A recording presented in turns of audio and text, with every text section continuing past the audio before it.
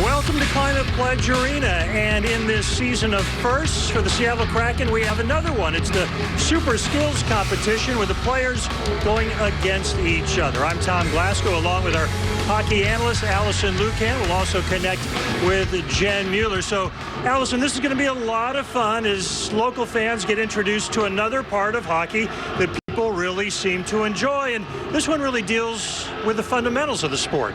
These skills competition elements are all the building blocks of a game.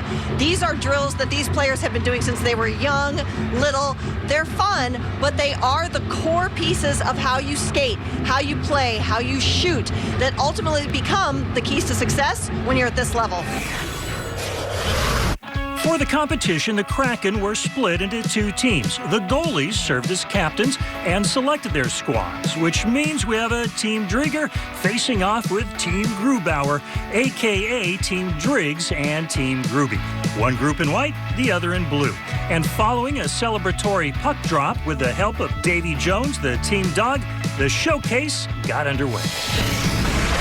One of the topics we discuss quite a bit on our Kraken coverage is shot quality. And Allison, that is not only from where the shots are taken, but where the shots are going. And of course, when you have a goalie, that can be a little bit tougher. But let's lead off with the shot accuracy competition and tell us what that tells everybody about these players and their skills. This drill is fantastic because in games, you only have a split second to put the puck where you see there's open space where that goaltender is not. So that's why firing pucks time and time again to get them to go exactly where you want them to go at a rapid pace is a crucial skill to have. And we got a great example of why Jared McCann leads this team in scoring. 19 goals for him this year, outstanding performance, and we saw today that he's able to move around, hit targets in rapid succession with great accuracy. Speaks to why he's performing so well. Bring the heat, Jared McCann. Oh, I love it. 21 seconds. Riley Sheahan's ready. Let's hit that crossbar. Oh, yeah! Woo! Wow! 18 seconds. Let's hear it for Riley Sheahan. Riley Sheahan wins the accuracy contest. You made every single shot look so easy, but out of all those targets, which is the toughest to hit? Probably one of the high corner ones. I think you're a little nervous about hitting the passing guy in the line, so you try to make sure you're accurate with it and don't hit it off the post so it hits him in the head. Which one of those shots do you spend the most time working on? Oh, man, I don't know. Just trying to get it on net. Sometimes high glove is kind of where I prefer to shoot, so I think that's my comfortable spot. Now, I'm not sure if the feed makes any difference, but how much do those passes affect how you line up the shot? Yeah, I was getting some good passes. They were coming in soft from Mason, so yeah, that makes it a lot easier. It becomes a challenge when it's in your feet or on your back end. Lastly, obviously you have bragging rights in the dressing room. Does anybody think that they're going to challenge you for this title? Like, has there been trash talk? I think it's starting now once we're getting into the competition, so I don't know. We'll see what happens after. The fastest dresser contest featured two parts. First, two kids suited up in front of the cheering crowd at Climate Pledge Arena. Philip Grubauer tried to help his team member. In addition, Jonas Donskoy took on recent addition to the team, Austin Zarnik. Jen Mueller is with us, and she spoke with Jonas about his strategy. I noticed that you two had very different approaches to what you put on first. What is the correct order for getting dressed for a hockey game? My order. That's the correct one. I was so focused that I didn't really pay attention how Sarni was doing his stuff, but I think there's pretty much as many ways to do it as there's players, so everybody kind of has their own routine, how they like to do it. But is it a superstition or is it a routine? I'd say both. For me, I like to put my left side first, left skate, left shin pad, left elbow pad. I usually do first, so I don't know. I've just always done it, so it kind of goes without thinking. Ahead on Hockey 101, presented by WGU, Morgan Geekie faces some added challenges in the obstacle course, courtesy of his teammates. On a scale of 1 to 10, your jump shot is a 4. On a scale of 1 to 10, your jump shot is a... Jump shot? What's a jump shot? Like a basketball. Maybe a 5. Your spiral is a... What is a spiral? What's a spiral? In football, throwing a football. Oh, like, okay. Probably 8. Talking to a European. In American football. Spiral. Yeah, I can toss it, so maybe 6 or 7, yeah. On a scale of 1 to 10, your 40-yard dash is a... Probably 7. 2. Not a runner? Not a runner. Not at all. Now we're talking yoga. Your downward facing 10. Yoga, that's my jam. Goalie, it's flexible. Confident with the yoga as well. Let's talk about the obstacle course competition. And Allison, as we watch this, I was imagining these players as kids who maybe had access to a frozen pond all by themselves, setting up all kinds of little games they could play and put it all together. It kind of took me, at least watching this, maybe back to their roots a little bit. And there was a lot of fun in this competition, but what this really is about is what goes into holding on to the puck, maintaining possession, getting around defenders, getting into open ice, and having that puck with you, getting it over a stick perhaps. We saw that little lob pass that had to go over a barrier. So it's all about possession so you can get into the offensive zone and manage an attack. We saw some very impressive slaloming with the puck, if you will, from Jonas Donskoy. We've heard all season about how impressive Donskoy is in terms of supporting his teammates with puck possession and helping them set up. And it was on display here because he can go quick, keep that puck exactly where he wants it with control, and move down the ice to get into an attack position. Jeremy, when was the last time you had any sort of obstacle course that you had to go through before today? I think in junior, that was the last time I did it, but it's fun. I think the fans was really excited for it, so it's a fun day, and we're happy to be here. What was the easiest part of that obstacle course for you? I think the passes was the easiest part. I had a little trouble with the sticks, but I got it through. Any chance you're going to convince Hack to include this as part of practices? Maybe, I don't know. We'll see. If the guys like it, why not? Lastly, what kind of bragging rights would it give you in the dressing room to win the competition? I think a lot. We like to joke around and chirp each other, so I think we really want to win, so to give it to the blue a little bit more. Team Driggs won the obstacle relay race by just 1/10 of a second, thanks to a fantastic final leg from Morgan Geekie. Even more impressive was how he avoided the extra barriers, like sticks tossed on the ice by Team Groovy, hoping to slow him down. Regardless of sport, hand-eye coordination is critically important. And Allison, we saw an example of that in the puck juggling competition. I mean, this was just pure fun, let's be honest, and a good time for the guys to kind of get a little bit in on each other, make it a little more difficult. But this skill still does come into play when we think about those net front redirects. We're trying to change direction of a pass or a shot on net. Being able to connect quickly with the path of a puck with that stick can be the difference between a shot and a goal. And when you talk about puck juggling, it's very clear Jared McCann can do it well. He just had a patience and an eye for the puck. I think he was just in the zone there. Pretty impressive stuff. Morgan Geekie, part of 2 winning squads. First it was the obstacle course, then it was puck juggling. Let's go back to the obstacle course. How much more accomplished are you given the additional obstacles you had to go through on the ice? Yeah, I think it definitely helped. There's probably would have been an asterisk if we would have lost that one, maybe some interference, but it worked out in our favor. Last time you did anything like that, an obstacle course? Gym class? I don't know. No idea. Which one of those skills would you like to spend a little bit more time focusing on? Probably reacting to my teammates throwing sticks at me when I'm trying to do my obstacles. You don't face it very often, but it's good to be a part of it. Lastly, I have seen a lot of you guys do puck juggling. Does this mean that you are the undisputed champ? Definitely not. I think we got a few guys that are really good. I just had lucky enough. Ebbs kind of sacrificed his body for me to get the win. So it's a team effort out there. The 2 captains squared off in a competition to determine who could tape their stick the fastest. Drieger finished quicker, but lost points because his tape job had a few gaps, while Grubauer's blade looked pretty close to perfect. Gruby was given the win. Up next, the players compete for the hardest shot and a surprise winner with a familiar name in the Breakaway Challenge. Giordano, back to the point. Giordano, his shot, scores! Mark Giordano! The captain delivers! Giordano, pinball wizard, right in. Let's talk about your current jersey. What is the significance of your current jersey number? Well, this was actually the original number that I wore growing up. I had to change to 19 when I was probably about 9 or 10, just because somebody else had 16. So, kind of similar situations here. So I decided to go back to my roots. McCann with a shot. They score! That puck had eyes with Jaden Schwartz out in front. It's the first power play goal in the history of the Seattle Kraken. Who taught you to skate?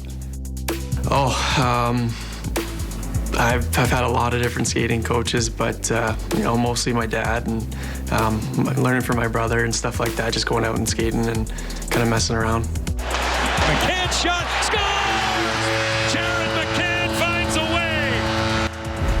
There are times I have a need for speed. So, Allison, that takes us to the hardest shot competition. And it was a very intense competition. I mean, fun, but guys are really competing with each other. I mean, players in the league know who has a fast, hard, heavy shot, and that impacts whether or not you decide to step in front of it for a block.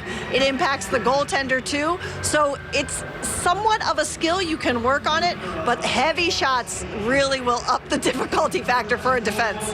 And as we watched it, you made a great point about why defensemen, generally speaking, might have a bit of an advantage. So there's a few elements that go into making a shot fast or hard, if you will. One of them is weight transfer, moving off your back foot to your front. The second is opening up that front arm to create a bigger lever as you swing that stick. Defensemen are usually going to play with a stiffer stick. They have less flex, less bend. So they're able to transfer more energy through that big, heavy paddle. That's why you're usually going to see, even at the league level, your fastest shots are coming off the sticks of defenders, unless you're Morgan Geekie, of course. That's a great point. I get smarter every time I sit next to you and listen to you. The fastest shot competition featured a little controversy when it came to the radar gun. Players didn't like the readouts, feeling they got shortchanged a bit. Well, Morgan Geekie hit 98 on the gun to win the shootout against Jared McCann. Meanwhile, Adam Larson never topped 90 miles per hour.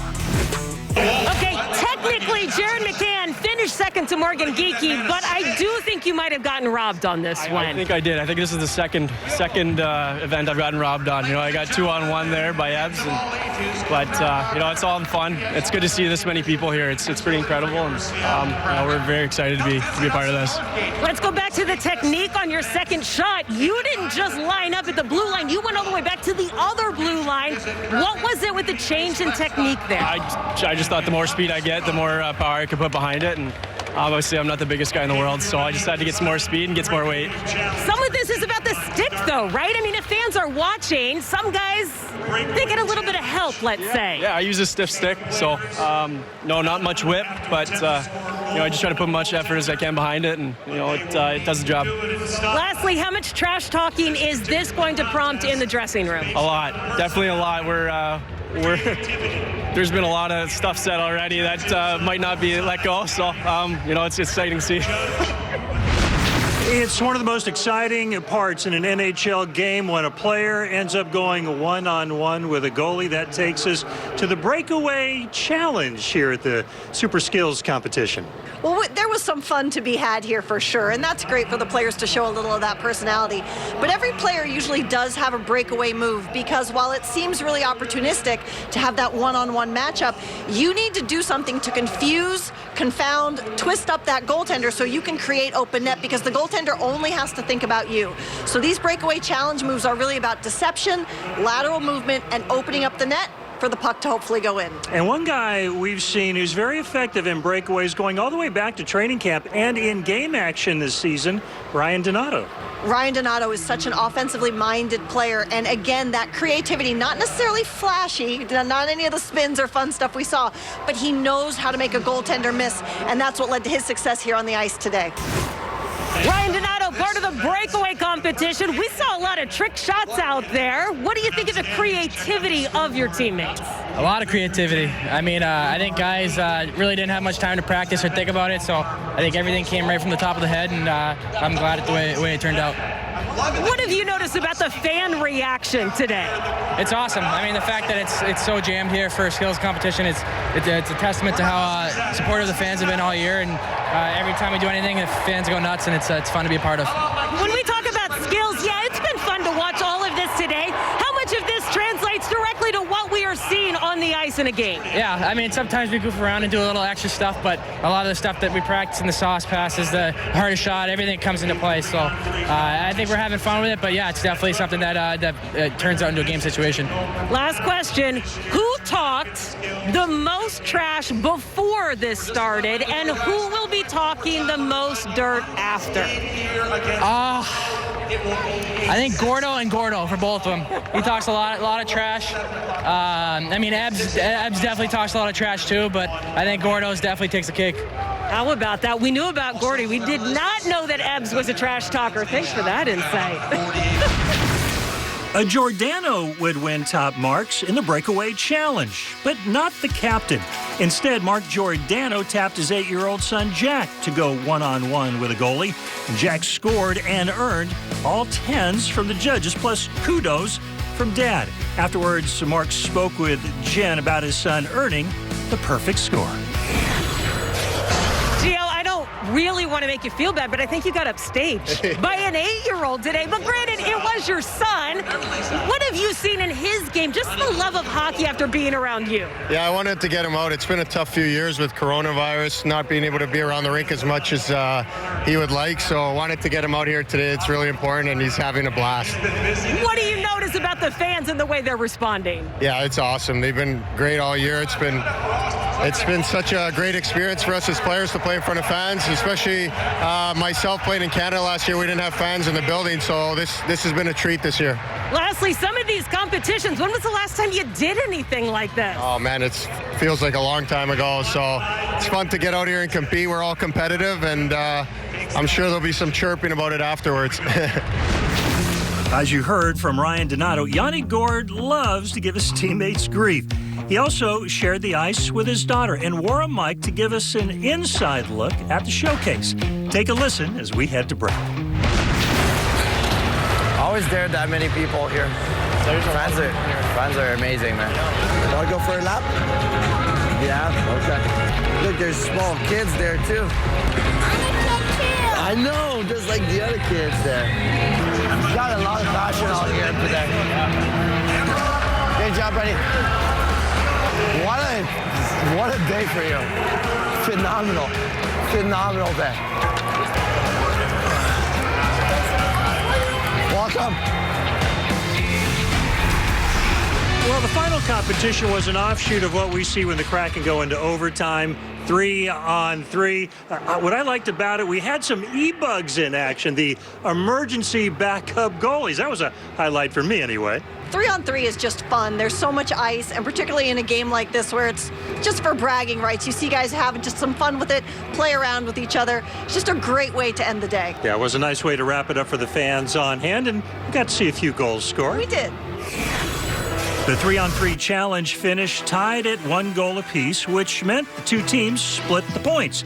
As a result, Team Drieger won the skills showcase 11-9 and took home bragging rights and the trophy, giving Kraken fans just one more thing to cheer about in this inaugural season.